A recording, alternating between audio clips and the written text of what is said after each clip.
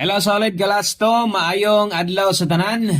Okay, so na natay upload short video para karong adlaw January 12, 2026 no, adlong Lunes, big time bagdok lasto all draw.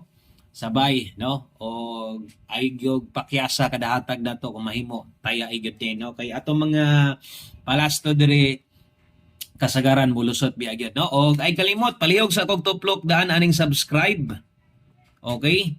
I-follow ni nga channel kay dire way undang pod ang pag-update nato. Gahapon manggod bisag wa tay short video upload okay ra kay nakakuan man ta no, naka-post man ta. So natay gi-post gahapon o nakita man siguro ninyo no. So check lang ninyo pod.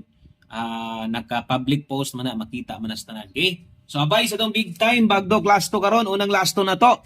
Dalatag 12 diha. Okay? So upat ra gihapon kaplastada ang atong ihatag sa inyo ha. Ang ikaduhang lasto na to. Okay, dalata og 14. Okay, so bali-balihan lang sad kay sayang sad kayo di nimo balihon ay na lang balik taya ka 50 sa 12 or 14 baliha bisag 10 lang or 5 okay na kay na pangbalik taya ana gid ang pagpanaya og syempre diha bagdok sa kanang ato ang giplastar gyud. Okay, so ang ikatulo natay 78 atong tarungon. Okay, 78 ni ha, 78 dayon ulahi. Ulahin na to nga lasto. Palihog dai ko basig makaya og share na nga video, pa-share na lang sad ko.